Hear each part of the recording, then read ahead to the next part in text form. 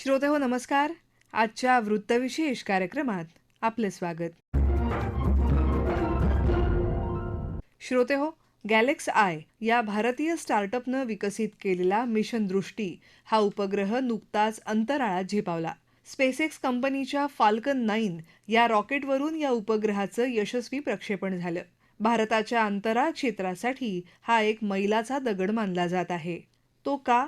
Mission दृष्टी या उपग्रहाची वैशिष्ट्ये काय आहेत, त्याचा भारताला कसा उपयोग होणार आहे आणि अंतराळ क्षेत्रात खासगी स्टार्टअप्स भविष्यात काय योगदान देऊ शकतात, याबद्दल अंतराळ आणि खगोल अभ्यासक लीना बोकील यांची मुलाखत आजच्या वृत्तविशेषमध्ये आपण ऐकणार आहोत.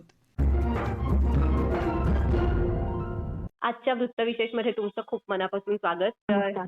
मॅडम, पहिला प्रश्न विचारते की गॅलेक्सी आयनं विकसित केलेला हा जो मिशन दृष्टी हा उपग्रह आहे, ज्याचं नुकतंच फाल्कन 9 ह्या रॉकेटवरनं प्रक्षेपण झालं, तर त्याची वैशिष्ट्य काय सांगता येतील आपल्याला?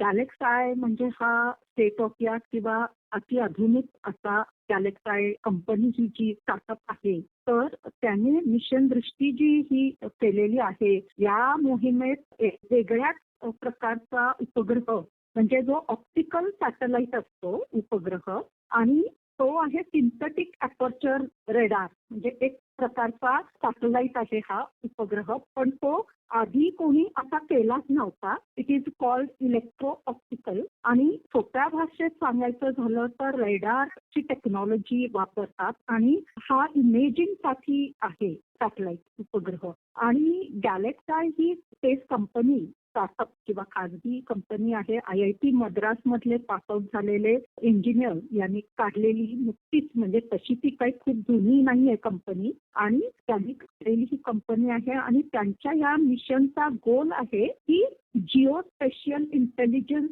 आणि माहिती काढण्यासाठी इमेजिंग करायचा आणि सर्व्हेलन्स अँड मॉनिटरिंग, म्हणजे लँडमार्क आणि पृथ्वीवरच्या जमिनीचा आणि पाण्याचा असं या सगळ्या गोष्टींवर सर्व्हेलन्स किंवा वॉच ठेवणं आणि मॉनिटरिंग करायचं, आणि जिओ स्पेशियल इंटेलिजन्स. तर हा आहे स्टेट ऑफ द आर्ट, म्हणजे त्याला अतिआधुनिक म्हणतो टेक्नॉलॉजी. आणि हा जो सॅटेलाइट आहे या प्रकारचा अमेरिकेत सुद्धा खूप कमी लोकांनी असा व्हेंचर केला आहे, आणि भारताची तर ही पहिल्या प्रकारची टेक्नॉलॉजी आपण वापरून केलेला हा स्पेसएक्स कंपनीने, म्हणजे त्यांच्या फाल्कन 9 रॉकेटने उपग्रहाचं प्रक्षेपण केलं. म्हणजे आपण विचार करू शकतो की ते अशा कोणत्याही साध्या प्रकारच्या उपग्रहाचे प्रक्षेपण कधी करत नाही. So it is a space launch vehicle rocket, म्हणजे फाल्कन 9. आणि त्या रॉकेटने आपल्या भारताच्या या प्रायव्हेट कंपनीच्या उपग्रहाचं लॉन्चिंग केलं. So this is a big thing, आणि ते सक्सेसफुल झालं लॉन्चिंग. त्यामुळे हा खूप मोठा आज ऐतिहासिक क्षण आहे हा आपण म्हणू शकतो. मॅडम, ह्या उपग्रहाबद्दल जेवढं लिहिलं जातंय, तर त्याच्यामध्ये असं बोललं जातंय, आणि आता तुम्ही पण म्हणालात की इलेक्ट्रो ऑप्टिकल आणि सिंथेटिक अपर्चर रडार सेन्सर हे खूप टेक्निकल शब्द आहेत. म्हणजे त्यातले काही काही ऐकलेले हो. असतात, काही काहींचा अर्थ आपल्याला कळत नाही. तर मला आणखी थोडं सोप्या भाषेत सांगा ना, की नेमकी काय टेक्नॉलॉजी आहे ही आणि कशासाठी वापरली जाते? बरं, आपण आता असं म्हणू शकतो की हा उपग्रह स्पेसमध्ये नेऊन सोडला, ठीक आहे, आणि 4000 किलोग्रॅम, म्हणजे तसा तो खूप हेवी याचा वेट आहे. आणि हे असे कम्युनिकेशन सॅटेलाइट जे असतात, म्हणजे दूरसंचार आणि टेलिकम्युनिकेशनसाठी आपण वापरतो, किंवा प्रत्येक उपग्रहाचे ऍप्लिकेशन असतात. तर हा आहे सॅटेलाइट कम्युनिकेशन, म्हणजे लॉंग डिस्टन्स टेलिकम्युनिकेशनसाठी. आणि आपण म्हणू शकतो की आता 400 किलोमीटर, 400 किलोमीटर म्हणजे लो अर्थ ऑर्बिट आहे, जिथे इंटरनॅशनल स्पेस स्टेशन फिरत असतो पृथ्वीच्या भोवती.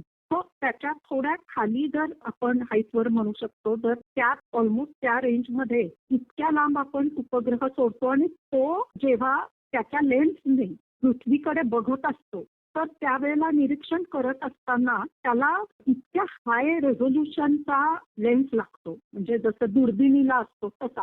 तर ऑप्टिक्स वापरलेला आहे इथे, म्हणजे लाईट किंवा प्रकाशाचा त्या फिजिक्स ब्रांचचा वापर करून हे केलेलं आहे. आणि सिंथेटिक अपर्चर रेडार म्हणजे थोडक्यात सांगायचं झालं तर तो कितीतरी पटीने, अशा 100 पटीने वगैरे ऑब्जेक्टला मॅग्निफाय करतो, म्हणजे मोठा दाखवतो. आणि त्या अंतरावर म्हणजे ज्या हाईटवर आता उपग्रह सोडलेला आहे तो त्याच्या डेस्टिनेशनला पोहोचल्यानंतर जेव्हा काम करायला लागेल, त्याचं कार्य सुरू करेल, म्हणजे पृथ्वीकडे लक्ष ठेवून लँडकडे आणि पाण्याकडे बघून आणि सॅटेलाइट कम्युनिकेशनसाठी. तर त्यावेळेला त्याला इतके मोठे अँटेना लागतात जर साधी ऑप्टिक टेक्नॉलॉजी वापरली तर. पण हा सिंथेटिक अपर्चर रेडार म्हणजे ही एक अतिआधुनिक टेक्नॉलॉजी असते. रेडारचा उपयोग केला जातो. तर रेडार म्हणजे radio and detection and ranging. तर त्यामुळे ही टेक्नॉलॉजी वापरून तो त्याच्या एका छोट्या अँटेनाचा वापर करून सुद्धा कितीतरी पटीने तो मॅग्निफाय करू शकतो. या प्रकाराला म्हणजे this technology is called synthetic aperture radar, ज्याला एक मेश सारखा बनवतो तो. आणि जसा दुर्बिणीचा आपण वापर करतो म्हणजे इथे बसून एका स्टारकडे बघताना आपल्याला जितकी मोठी दुर्बीण तेवढा तो मोठा ऑब्जेक्ट, जितकी लेन्स मोठी किंवा ऑप्टिक्स आधुनिक असेल किंवा टेक्नॉलॉजी तर तितका आपल्याला ऑब्जेक्ट स्पष्ट दिसतो. तसा आपण म्हणू शकतो वापर करून. आणि ही खाजगी कंपनी आहे आणि खरं तर हे यंग अँड डायनॅमिक सायंटिस्ट आणि इंजिनियर्स आहेत तिथे, त्यांनी ही डेव्हलप केलेली टेक्नॉलॉजी आहे. आणि सोप्या भाषेत सांगायचं झालं तर it is like God I, किंवा अवकाशातून तो जमिनीकडे, पृथ्वीकडे आणि भारताकडे लक्ष देईल त्यातल्या त्यात. कारण हा आपला उपग्रह आहे भारतासाठी बनवलेला. पण पाठवायला त्याला स्पेसमध्ये सोडण्यासाठी आपण इस्रोच्या रॉकेटचा वापर न करता स्पेसएक्स कंपनी, अमेरिकन ही प्रायव्हेट कंपनी आहे इलॉन मस्कची, फॅल्कॉन 9 हा ट्राईड अँड टेस्टेड म्हणजे खूप सक्सेसफुल अनेक प्रक्षेपण केलेला असा हा रॉकेट आहे. तर त्याने आज ते लॉन्चिंग केलं. मॅडम, हे काम हे नेमकं कोणत्या स्वरूपाचं असणार आहे आणि भारताला वेगवेगळ्या क्षेत्रांमध्ये या उपग्रहाच्या कामाचा कसा उपयोग होऊ शकतो? आता आपल्याला माहिती आहे की मिलिटरी पर्पज म्हणजे डिफेन्स किंवा संरक्षण यासाठी एक प्रकारचे सॅटेलाइट्स असतात आणि एक असतो कमर्शियल, ज्याच्यामधून आपण खाजगी किंवा आपले टेलिकम्युनिकेशन, आपलं मोबाईल आणि असा जो टेलिकम्युनिकेशन दूरसंचार असतो तो आपण एक प्रकारचा कमर्शियल ऍप्लिकेशन करू शकतो. आणि सॅटेलाइट म्हणजे उपग्रहांचे वेगवेगळे ऍप्लिकेशन असतात. कृषी किंवा ऍग्रिकल्चर, मग टेलिमेडिसिन किंवा डॉक्टर सर्जरी लॉंग डिस्टन्सला करतील आणि त्याचा म्हणजे ट्रेनिंग कशी त्यांना ज्युनियर डॉक्टर्सना द्यायची असेल तर लांबून हे सगळं आपण लॉंग डिस्टन्स वर करू शकतो. तशी ऑनलाईन शाळा असते, ऑनलाईन एज्युकेशन, मग टेली एज्युकेशन, तसं टेलिमेडिसिन, असे अनेक प्रकारचे उपग्रहांचे ऍप्लिकेशन असतात. तर दिस पर्टिक्युलर वन या मिशन म्हणजे मोहिमेचं ऍप्लिकेशन आहे आपण म्हणू शकतो फॉर जिओस्पेशियल, म्हणजे पृथ्वीचा स्पेसमधून इंटेलिजन्स आणि सर्वेलन्स. पृथ्वीवर म्हणजे भारताच्या आजूबाजूचं सगळं जे लँडमार्क आहे आणि आपले नेबरिंग देश आहेत तर याचा सगळ्याचा बॉर्डर्सचा वगैरे मॉनिटरिंग करेल हा उपग्रह. आणि सर्वेलन्स म्हणजे कोण आलं गेलं आणि या सगळ्या प्रकारचा अभ्यास, निरीक्षण, ऑब्झर्वेशन हे सगळं तो करून आपल्याला माहिती देणार आहे.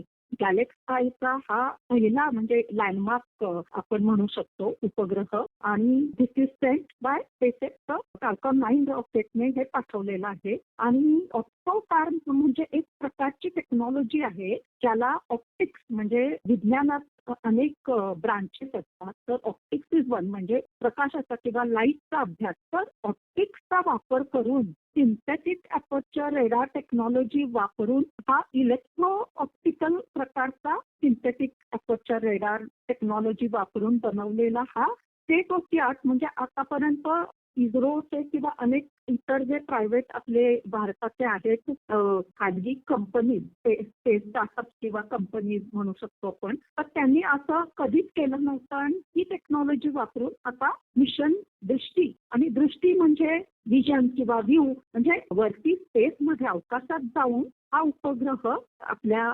देशाच्याकडे लक्ष ठेवून राहील. मॅडम, आपण असं म्हणतोय की मिशन शक्ती हा उपग्रह हे भारताच्या अंतराळ प्रवासातला एक मैलाचा मोठा दगड आहे. तर का आपण असं म्हणतोय आणि काय आहे नेमकं ह्या पावलाचं महत्व काय आहे?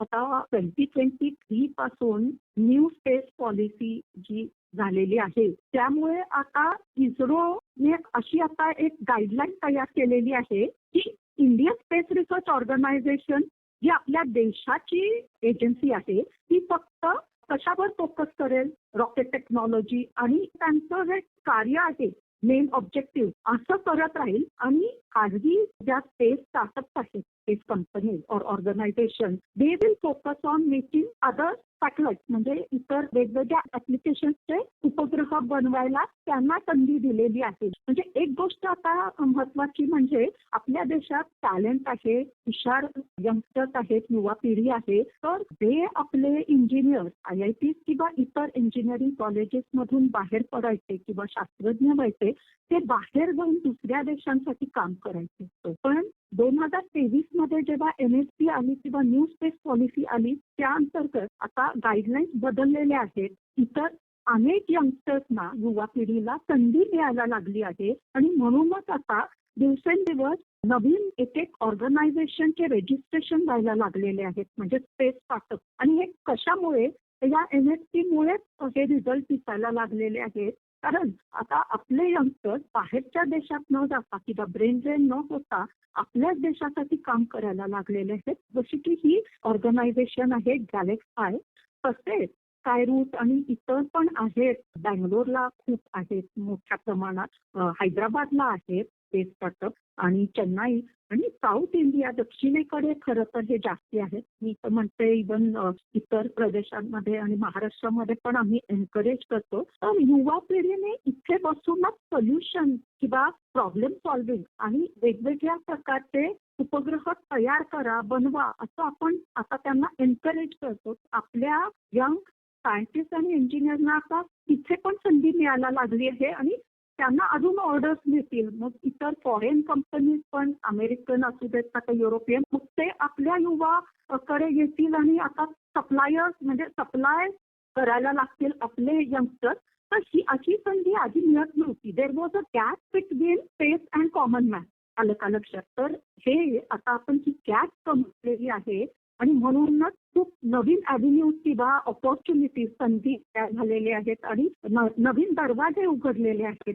आणि आपण हे आपले पॉलिसीज पण असे आहेत. We are friendly with many other countries. त्यामुळे नासाने निसार पण आपला उपग्रह एक मध्यंतरी मागच्या वर्षी पाठवला. म्हणजे that was NASA and ISRO synthetic aperture radar. तर साधारण ही टेक्नॉलॉजी पण नासा इस्रोचा कोलॅबरेटिव्ह प्रोजेक्ट होता. ही मोहीम अशी कोलॅबरेटिव्ह होती. परंतु आता खाजगी कंपनीजना पण मल्टी डायमेन्शनल आणि अनेक प्रकारचे आता संधी मिळायला लागली आहे आणि हा एक संकेत आहे आणि this is a time that India is doing great आणि आपले भारतीय शास्त्रज्ञ आणि इंजिनियर कुठेही कमी नाही आहेत. In fact we are above many other countries आणि स्पेस फेअरिंग नेशन मध्ये आता आपला 3रा-4था नंबर तो आपण आहोत टॉप 5 मध्ये. आणि म्हणूनच आता आपल्या सायंटिस्ट आणि इंजिनियर्स कडे अनेक प्रकारचे इतर दुसरे देश सुद्धा आणि अनेक प्रकारचे ऑर्डर्स येतील. कारण ही एक निश म्हणजे एक स्पेशलाइज, सुपर स्पेशलाइज टेक्नॉलॉजी जर आपण डेव्हलप केली आणि इव्हॉल्व केली किंवा रिसर्च अँड डेव्हलपमेंट आणि विकसित केली तर मग we will be second to none. म्हणजे डॉक्टर साराभाई म्हणायचे तशी ही अशी आपल्याकडे टेक्नॉलॉजी आणि पॉवर असेल की लोक आपल्याकडे येतील आणि आपण त्यांच्याकडे ऑर्डर मागायला नाही जाणार. आता they will come to us. So अशी आपली आता एक्सपर्टाईज तयार झालेली आहे मी म्हणेन. मॅडम खूप खूप थँक्यू. धन्यवाद. श्रोते हो, मिशन दृष्टी हा उपग्रह भारताच्या अंतराळ क्षेत्राला नवी दृष्टी देईल आणि अंतराळ विज्ञानाच्या विविध क्षेत्रांमध्ये संशोधन आणि नवनिर्मिती करणाऱ्या स्टार्टअप्समुळे या क्षेत्राला गती मिळेल, यात शंका नाही. श्रोते हो, आपला वृत्तविशेष हा कार्यक्रम आपण न्यूज ऑन AIR या ॲपवरही लाईव्ह ऐकू शकता. यासोबतच आमच्या मुंबई एअर न्यूज या यूट्यूब वाहिनीवर कार्यक्रमाचं ध्वनिमुद्रण आपल्याला कधीही ऐकता येईल. याबरोबरच आजचा वृत्तविशेष हा कार्यक्रम संपला. हा कार्यक्रम आकाशवाणी मुंबईच्या प्रादेशिक वृत्त विभागानं सादर केला. सादरकर्त्या संगीता गोडबोले, मुलाखत, लेखन आणि समन्वय अंकिता आपटे, प्रसारण सहाय्य त्रिशरण कांबळे आणि निवेदन रश्मी पाटकर.